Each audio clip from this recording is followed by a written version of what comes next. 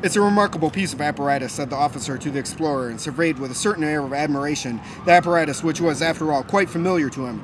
The explorer seemed to have accepted merely out of politeness the commandant's invitation to witness the execution of a soldier condemned to death for disobedience and insulting behavior to a superior.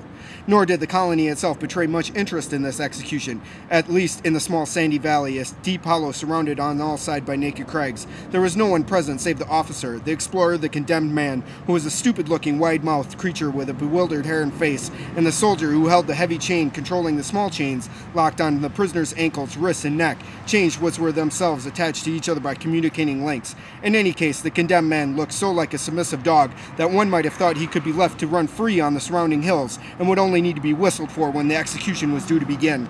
The explorer did not much care about the apparatus and walked up and down behind the prisoner with almost visible indifference while the officer made the last adjustments, now creeping beneath the structure, which was bedded deep in the earth, now climbing a ladder to inspect its upper parts.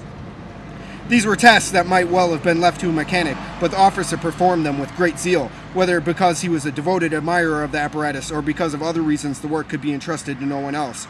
"Ready now," he called at last and climbed down from the ladder. He looked uncommonly limp, breathed with his mouth wide open, and had tucked two fine ladies' handkerchiefs under the collar of his uniform. "These uniforms are too heavy for the tropics, surely," said the explorer, instead of making some inquiry about the apparatus as the officer had expected. "Of course," said the officer, washing his oily and greasy hands in a bucket of water that stood ready.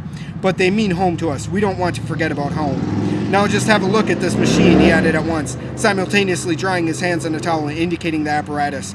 "Up till now, a few things still had to be set by hand, but from this moment it works all by itself." The explorer nodded and followed him. The officer, anxious to secure himself against all contingencies, said, "Things sometimes go wrong, of course. I hope that nothing goes wrong today, but we have to allow for the possibility. The machinery should go on working continuously for 12 hours, but if anything does go wrong, it will only be some small matter that can be set right at once. Won't you take a seat?" he asked finally, drawing a cane chair out from among a heap of them and offering it to the explorer, who could not refuse it. He was now sitting at the edge of a pit into which he glanced for a fleeting moment.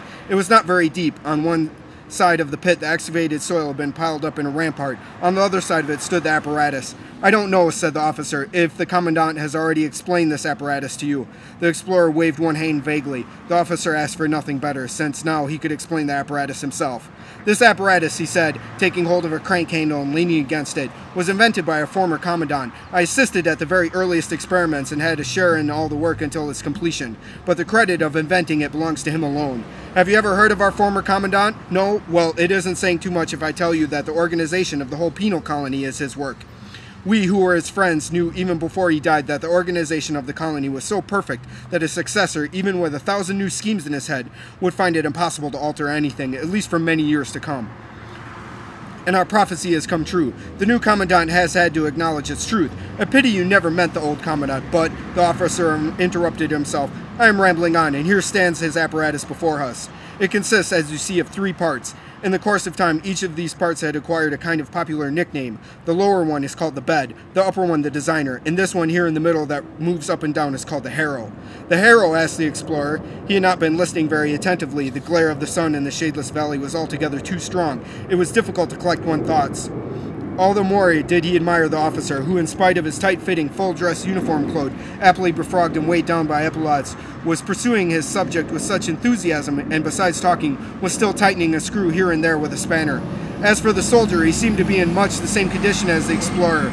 He had wound the prisoner's chains round by both of his wrists, propped himself up on his rifle, let his head hang, and was paying no attention to anything. That did not surprise the explorer, for the officer was speaking French, and certainly neither the soldier nor the prisoner understood a word of French.